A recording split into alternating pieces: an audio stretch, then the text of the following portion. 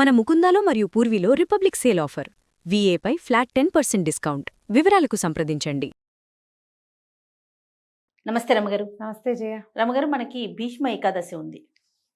So Bhishma Ekadashi అనగానే భీష్ముడు చేసిన ప్రామిస్ ఒకటి, ఆయన అంపసాయి మీద ఉండటం, ఇవన్నీ మనం ప్రధానంగా చెప్పుకుంటూ ఉంటాం. మహాభారతంలో ఎన్నో క్యారెక్టర్స్ ఉన్నాయి కదండి, కానీ ఈయన గురించి మనం ప్రత్యేకంగా మాట్లాడుకుంటాం, ఈయన గొప్పతనాన్ని కదా. ఇంకొకసారి మనం స్మరించుకుందాం. మాఘశుద్ధ ఏకాదశిని భీష్మ ఏకాదశి అంటారు. సంవత్సరం అంతా మనకి ఏకాదశులు కనపడతాయి. తెలుగు మాసాలలో ప్రతి మాసంలోనూ 2 ఏకాదశులు వస్తాయి. ఖ్యాతమైనవి, ప్రత్యేకమైనవి ఉన్నాయిగా ఉండగా కూడా ఈ మొత్తం 24 ఏకాదశులు మనకి ఉపవాస దినాలుగా చెప్పబడ్డాయి. ఏకాదశి విష్ణువు యొక్క ఆయన అంశస్వరూపంగా చెప్పబడుతుంది. ఆయనలోంచి బయటకు వచ్చిన ఒక శక్తిగా. అందుకని వారి ప్రీత్యర్థం, విష్ణు ప్రీతి కొరకు ఏకాదశి నాడు ఉపవాసం చేయాలని, బియ్యం వాడకూడదని, ధాన్యం తినకూడదు, మన విధానం అది. మొత్తం ఈ రోజంతా ఉపవసించి రాత్రికి నిద్రపోకుండా ఉండి మర్నాడు ద్వాదశి పారణ చేస్తే ఏకాదశి వ్రత ఫలితం లభిస్తుందని మనకి ప్రత్యేకంగా చెప్పబడుతుంది. ఈ 24 ఏకాదశులు ఇదే విధంగా చేయాలి. ప్రతి హిందువు పాటించవలసిన విధానంగా చెప్పబడింది. పూర్వకాలం ఇంచుమించుగా అందరూ ఈ జాతీయ నియమం లేకుండా అందరూ ఏకాదశి నియమాలు పాటించేవాళ్ళు. వారి వారి విధుల్లో, కమ్యూనిటీస్లో చెప్పబడిన విధానం ప్రకారం ఎవరెవరు ఎంతెంత ఎలా చేయాలి అనేది చెప్పబడి ఉండేది పూర్వం. క్రమంగా మనకి విధానాలు మారినాయి, రోజులు మారినాయి. అయినా కూడా ఏకాదశి ఉపవాసం అనేది సార్వజనీన నియమంగానే ఉండింది.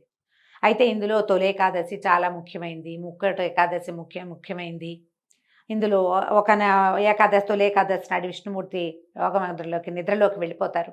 అక్కడి నుంచి ఇంకొక కార్తీక శుద్ధ ఏకాదశినేమో మనం ఉత్థాన ఏకాదశిగా వాళ్ళ నిద్రలేస్తారు. ఇవన్నీ చెప్పుకుంటూ ఉంటే అన్నీ విష్ణునామానికి సంబంధించినవి, విష్ణువు వల్ల మనకి లభించేవి, వాటి గురించే చెప్తే ప్రత్యేకంగా ఒక వ్యక్తి పేరుతోటి ముడిపడి ఉన్నది భీష్మ ఏకాదశి.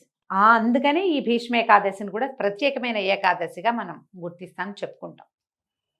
మన ముందు యుగంలో చాలా ఎక్కువ జీవన ప్రమాణం కలిగిన వాడు, అత్యద్భుతమైనటువంటి ప్రామాణికమైన జీవన విధానం కలిగిన వాడు భీష్ముడు. ఆయనకి సహజంగా దేవవ్రతుడు అనే పేరున్నప్పటికీ ఆయన చేసిన మహాప్రతిజ్ఞ కారణంగా ఆయనకి ఆ భీష్ముడు అనే పేరు వచ్చింది. భీషణమైన ప్రతిజ్ఞ, మానవ మాత్రుడు నిలవలేని, చేయలేని అతి గట్టి ప్రతిజ్ఞ.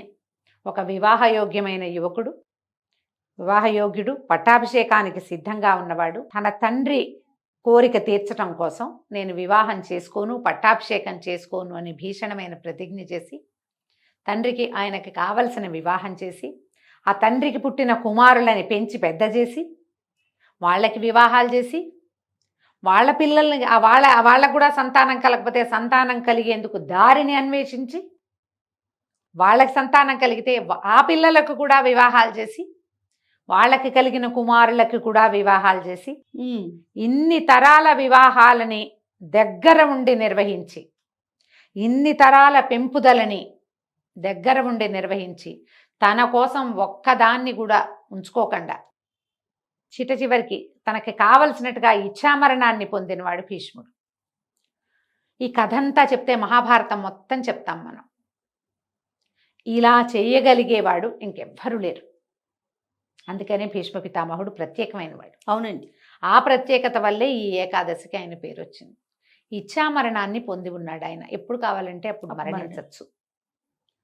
ఆయన చాలా పెద్దవాడైపోయినా మునిమనవలు రాజ్యాలకి వచ్చినా కూడా, మనవలు రాజ్యానికి వచ్చారు, కౌరవులు పాండవులు ఆయన తమ్ముడి మనవలు కదా, తమ్ముడి మనవలు సరే క్షేత్రజులు కానీ ఎలాగైనా కానీ వాళ్ళు రాజ్యానికి వచ్చి వాళ్ళందరూ పెద్దవాళ్ళై వాళ్ళ పిల్లలు కూడా పెళ్ళిళ్ళై వాళ్ళకు కూడా పిల్లలు పుట్టే సమయం వచ్చినా కూడా ఆయనకి ఏమి జీవితాన్ని త్యజించాలన్న ఉద్దేశం అది ఎప్పటికీ కలగల. ఆయన హాయిగానే ఉన్నాడు. ఎప్పుడైతే కురుక్షేత్ర సంగ్రామం జరిగిందో, కురుక్షేత్రంలో గాయపడి ఆయన దెబ్బతిని పడిపోయినాక అప్పుడు ఆయన తనకి ఉన్నటువంటి ఇచ్ఛామరణం అనే వరాన్ని ఆయన పొందారు. ఇది ఈయన యుద్ధం మొదలుపెట్టిన 10వ రోజున పడిపోయారు. కురుక్షేత్ర యుద్ధం. ఈ కురుక్షేత్ర యుద్ధం ఎప్పుడు మొదలైంది ఇవన్నీ మనకు తెలిసినవే. మార్గశిర శుద్ధ ఏకాదశి నాడు గీతా జయంతి జరుపుకున్నాం మొన్న మనం, 2 నెలల క్రితం. అవును. మనం ఇప్పుడు మాఘశుద్ధ ఏకాదశిలో మాఘానికి ముందు పుష్యమైంది, పుష్యానికి ముందు మార్గశీర్షం. మార్గశీర్ష శుద్ధ ఏకాదశి నాడు గీతాచార్యుడు భగవానుడైన కృష్ణ పరమాత్మ అర్జునుడికి గీతను బోధించారు. తెల్లవారాక ఆ రోజు నుంచి యుద్ధం మొదలైంది. అప్పటికి 10వ రోజున భీష్మ పితామహులు పడిపోయారు.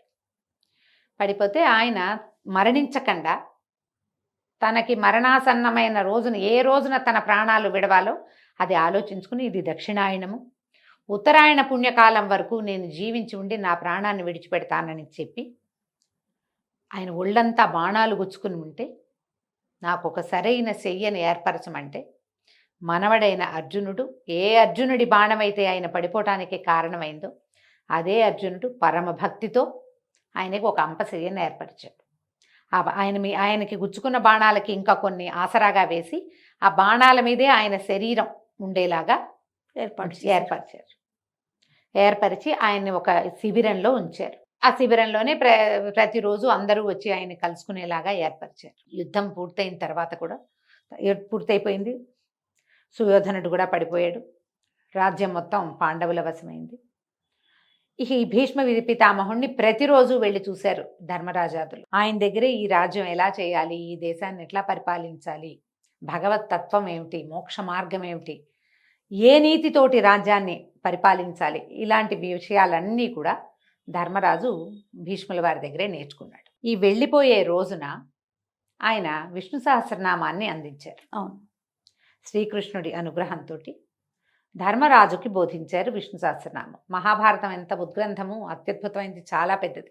దాంట్లోనే మనకి భగవద్గీత అందింది, దాంట్లోంచే మనకి విష్ణు సహస్రనామం కూడా అందింది.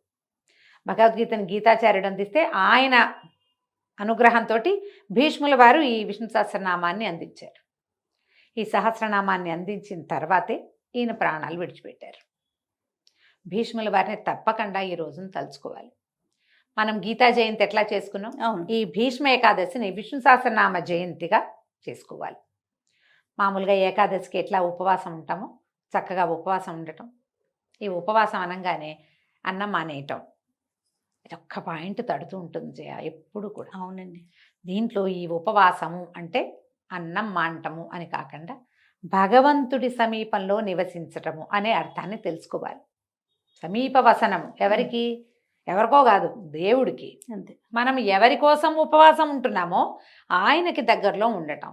ఈ రోజుని మనం విష్ణువు కోసం ఉపవాసం చేస్తాం.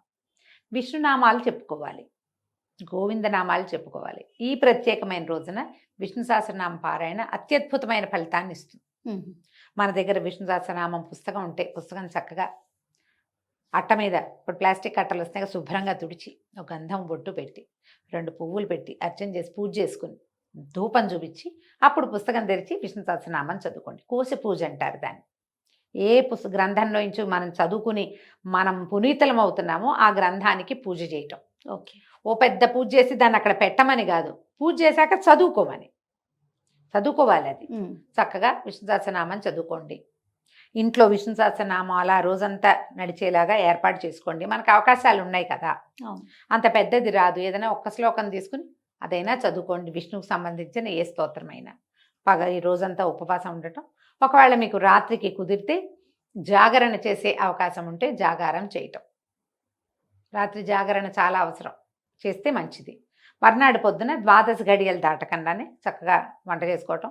ఎవరైనా బ్రాహ్మణోత్తముడికి భోజనం పెట్టగలిగితే సాటి వాళ్ళకి ఎవరైనా, బ్రాహ్మణుడి కంటే బ్రాహ్మణులకనే కాదండి, మీ అవకాశాన్ని బట్టి సాటి వారికి ఎవరికైనా రండి, ఇవాళ మేము ద్వాదశపారణ చేస్తున్నామని ఫ్రెండ్స్ని స్నేహితులు కూడా పిలుచుకోవచ్చు. వాళ్ళకి భోజనం పెట్టి మీరు భోజనం చేయండి. ద్వాదశి నాడు పగలు నిద్రపోవద్దు. సహస్రనామ పారాయణ చాలా ముఖ్యం. మీకు కుదిరితే ఎవరైనా 2-3 పుస్తకాలు ఉంటే ఎవరికైనా చదువుకోవటానికి ఇవ్వండి, అది కూడా చాలా మంచిది. మీ అవకాశాన్ని బట్టి ఈ భీష్మ ఏకాదశి పర్వదినాన్ని సుసంపన్నం చేసుకోండి. ఒకవేళ ఉపవాసం ఉండలేని వాళ్ళు, ఓపిక లేని వాళ్ళు, మందులు వేసుకునే వాళ్ళు, గర్భవతులు, పెద్దవాళ్ళు, చిన్నపిల్లలు, పసిపిల్లలున్న తల్లులు చేయకపోతే ఎలాగా, ఇలా చేయకపోతే మాకు కుదురుతుంది, చక్కగా కుదురుతుంది. ఉపవాసం అంటే దేవుడికి నివేదన చేసిన వస్తువులు మాత్రమే తినండి. ఇది ఒక ఈజీ మెథడ్. పొద్దున్నే వంట చేసేసుకోండి, నివేదన చేయండి, అదే తినండి. మధ్యలో బిస్కెట్లు తీద్దామా, చాక్లెట్ తీద్దాం, బాదం పప్పులు తిందాం ఏమనుకోవద్దు. పళ్ళు గిళ్ళు ఏముంటే పళ్ళు కూడా దేవుడికి నివేదన చేయండి, అవి పుచ్చుకోండి. ప్రసాదం తింటే అట్టే తప్పులేదు, ఉపవాసం కిందే వస్తుంది. సహస్రనామం తప్పకుండా చదువుకోండి. మీ అవకాశాన్ని బట్టి ఈ రోజుని సుసంపన్నం చేసుకోండి. తప్పకుండా రమ్మగారు. నమస్తే. నమస్తే జయ.